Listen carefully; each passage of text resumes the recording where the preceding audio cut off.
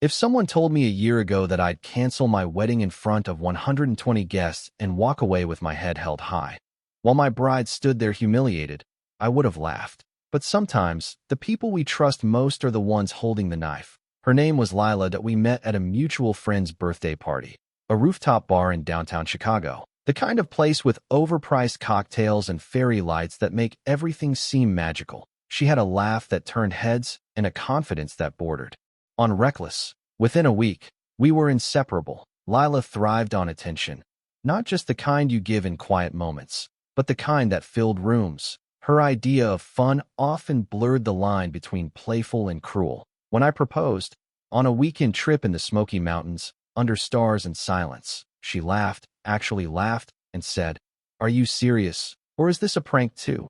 Before finally saying yes. Later, she told everyone it was a test to see if I'd still go through with my birthday dinner. She hired a singing telegram in a diaper to roast me in front of my coworkers, and when I lost my job during a layoff, she posted a TikTok of herself mock crying with the caption, "My fiancé's broke now, sugar mama arc unlocked." I told myself it was just her way, that she used humor to cope, that maybe, just maybe, I was the one being too sensitive. But some people don't joke. Some people just hide knives in their smiles. They say nerves before a wedding are normal, but mine didn't feel like nerves. They felt like alarms a week before the ceremony. I found myself lying awake at 3 a.m., staring at the ceiling, counting the red flags I had buried under excuses. Lila was still being Lila. Charming, loud, always laughing, but something about her smile started to feel off, like she knew something I didn't. At the rehearsal dinner, her bridesmaids were giggling in that way women do when there's a secret point. One of them, a girl named Tasha, leaned in and said with a wink, "Hope you're ready for the big surprise on the big day." I smiled politely, laughed, but something about the way she said surprise made the hairs on my neck rise. That night, I called my best friend David. He's a lawyer and the only person who's seen me at my lowest, and still answers the phone, without hesitation. That I didn't tell him everything.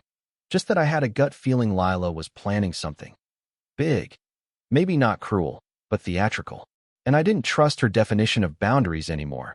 David came up with the idea. Let's draft a fake prenup, not legally binding, just a paper trail. Something about public humiliation voiding any financial agreement. If she's planning a prank, maybe this'll scare her straight. I laughed at first. Then I said, "Do it." We drafted it the next day. It was buried in a manila folder inside my desk, labeled just in case. Because deep down, I knew I'd need it. The morning of the wedding was perfect. Too perfect. The venue was a vineyard just outside the city. Rows of green stretching into the horizon, sunlight weaving through the trees, and soft classical music floating over the guests as they arrived. Lila had chosen every detail herself. The flower arrangements, the string quartet, the blush pink color palette. Everyone kept saying how magical it felt. My parents were there, beaming. Friends flew in from 3 states. Even Lila's father, a man she rarely spoke to, had made it, standing stiffly in the back, sipping champagne. Everyone kept telling me how lucky I was. I smiled, I nodded, and I kept glancing toward the horizon, waiting for that perfect moment to crack. The ceremony was set to begin at 5:00 P4:52. Lila asked for the microphone. "Just a little surprise before we start," she chirped, her voice amplified across the garden. I turned to look at her, radiant in her dress, veil slightly askew from the breeze, eyes sparkling. But there was something else there too. That glint I'd seen before. Mischief. "Ladies and gentlemen," she said, grinning, "you've all met James, my very serious, very dependable groom." Chuckles rippled through the crowd. But before I say I do, I thought it might be fun to take a quick walk down memory lane. Out walked Marcus, her ex wearing a tux, holding a mic, smirking like he owned the world. "Hey everyone," he said, voice smooth, practiced. "Lila and I dated for 2 years. And, well, she said it'd be fun if I shared a few stories." The guests laughed awkwardly. I couldn't. Marcus launched into an over-the-top retelling of their wildest night.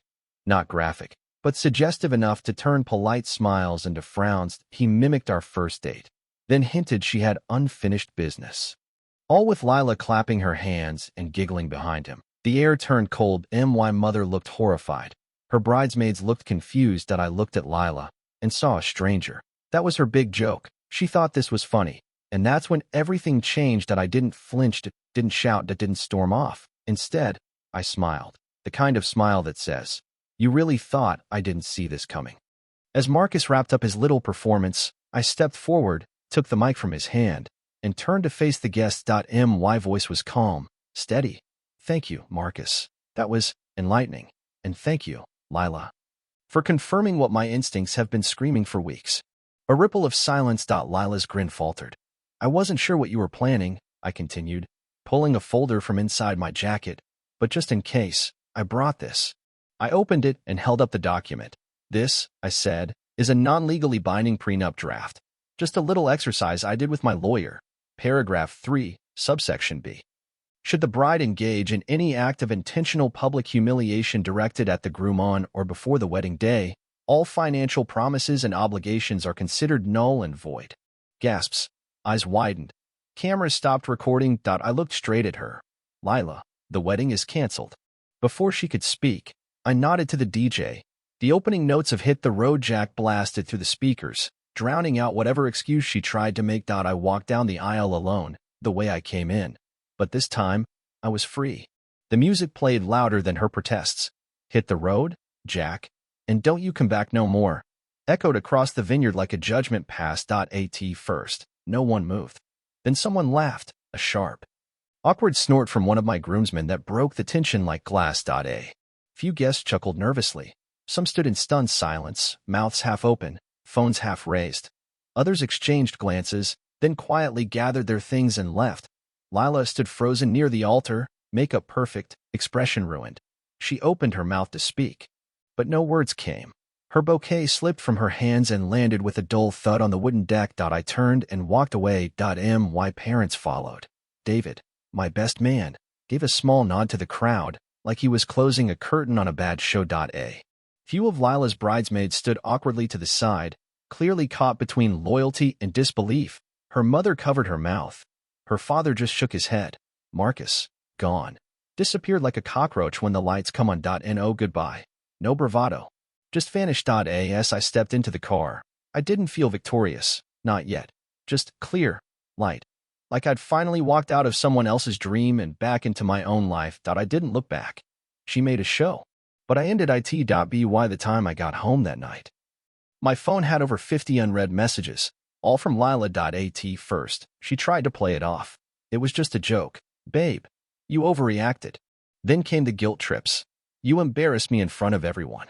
Then the blame. "You humiliated me. You planned this." She never once said sorry. I didn't respond. Not a word. I blocked her number by morning. But the real blow came 2 days later, courtesy of David, my best friend and secret weapon. Turns out he'd been quietly collecting receipts ever since that. Surprise, hint at the rehearsal. And what he found?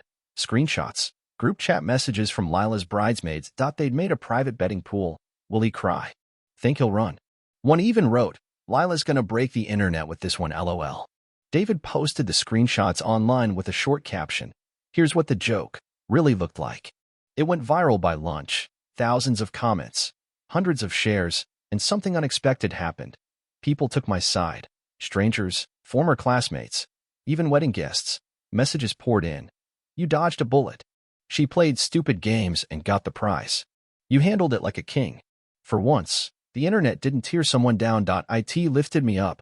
And Lila, well, her silence said enough. A week later, just after sunset, there was a knock at my door. I knew it was her before I even looked through the peephole. Lila stood there. No makeup, hair pulled back, eyes swollen like she hadn't slept in days. She held something in her hands, maybe a letter, maybe a speech, but her face said everything. Regret, panic, desperation. "James, please," she whispered, voice trembling. "Can I just explain? Just for a minute." I didn't answer. Instead, I stepped inside for a moment and came back with a small ivory envelope. I placed it gently in her hands. She opened it right there on the porch. Inside was a copy of the wedding rehearsal invitation from a week ago, same font, same layout, except this one had been edited. Across the middle, in bold black ink, were the words, "Now we're even." Lila's lips parted, like she wanted to say something clever, something redeeming. But I was already closing the door. No shouting. No explanation, just the soft click of the lock turning. She came to reclaim her story. I gave her an ending instead. In the weeks that followed, Lila's world unraveled faster than anyone expected.